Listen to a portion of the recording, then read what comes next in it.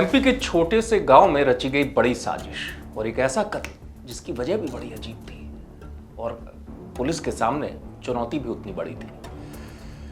मामला रीवा का है। रीवा में मऊगंज थाने के अंतर्गत एक छोटा सा गांव है, छुइया गांव। वहां का रहने वाला एक शख्स था विकास गिरी, और कहा जाता है वो ठेकेदार था, वन विभाग में ठेकेदारी का काम करता था और गांव में कुछ ही उसके चुनिंदा दोस्त थे। और उनमें से एक दोस्त यूनिस भी था जिसके घर वो अक्सर आया जाया करता था। बड़ी अच्छी दोस्ती, घर तक की दोस्ती जिसे कहते हैं ना, कि घर तक जाना, घर में खाना खाना और बिल्कुल घरेलू संबंध जिसे कहते हैं, उसकी अच्छी खासी दोस्ती थी। अक्टूबर 2021 में विकास जो है वो अपने घर से निकलता है गांव में और रात को वापस नहीं आता, गायब हो जाता है, पता ही नहीं चलता विकास कहाँ गया।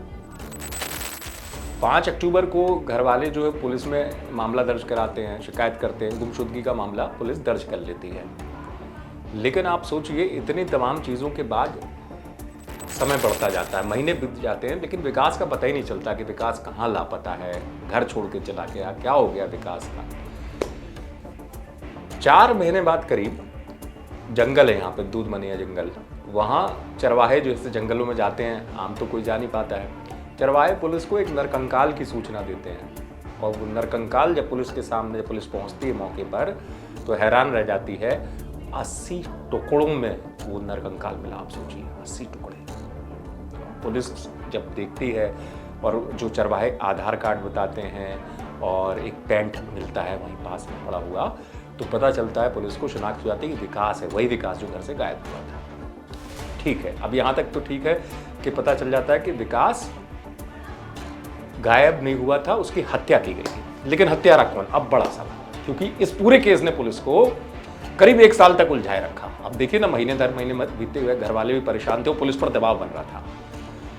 पुलिस ने केस सुलझाया और जो आरोपी निकला वो बड़ा चौंकाने वाला था। आरोपी विकास का वही दोस्त था जिसके घर वो जाया करता था, लेकिन विकास को उसने बेरहमी से क्यों मारा था, ये कहानी उस दौर के जो एसपी थे रीवा के, वो बता रहे हैं। 5 अक्टूबर 2021 को एक गुम इंसान दर्ज किया गया था थाना मऊगंज में। विकास गिरी नामक युवक गुम इंसान उसका दर्ज किया गया। उसके परिजनों ने आके बताया कि ये 2 तारीख शाम से नहीं मिल रहा है और हमने अपने 2 दिन प्रयास करने के पश्चात आज थाने आए हैं। उसके पश्चात खोजबीन शुरू की गई, परंतु उसका कोई जानकारी नहीं मिली। फरवरी माह में एक हमको जंगल में कंकाल मिला, तो हमने उसके पश्चात उसका पूरा चेक कराया, तो वो विकास गिरी का बॉडी थी। और उसमें फिर आगे बढ़ना हम लोग शुरू हुए, तो विभिन्न एंगल्स पे हम लोगों ने काम शुरू किया और हमने प्रयास किया कि कोई भी हमारा फैक्ट जो हम कलेक्ट कर रहे हैं इसके बाद किसी व्यक्ति तक हम पहुंचे तो डिस्टर्ब नहीं हो, इसलिए थोड़ा इसमें समय लगा। परंतु फाइनली हमारी टीम ने जो असली आरोपी है इसका, यूनुस, उसको खोज निकाला और उसका एक साथी और है। इन लोगों ने पूरी घटनाक्रम ये बताया कि 2 तारीख को विकास गिरी हमारे यहाँ आया था और उसका उद्देश्य उन्होंने घटना का बताया कि हमारी बहन से इसका छेड़खानी करने का उद्देश्य था, तो इसको हमको पसंद नहीं आया, इसके चलते हम लोगों का इससे विवाद हुआ। सुना आपने, वजह जो निकली वो अपने आप में चौंकाने वाली थी कि जिस घर में वो जाया करता था उसमें जो बहन थी आरोपी यूनिस की, उससे छेड़खानी की बात सामने आई थी कि उससे छेड़खानी की विकास ने। बस बदला लेने की ठान ली आरोपी ने और आरोपी का साथ दिया उसके जीजा ने। इन्होंने सोचा कि विकास को ठिकाने लगाना है और जिस दिन इन्होंने विकास को ठिकाने लगाया यानी कत्ल किया, उस दिन विकास इनके घर ही आया था।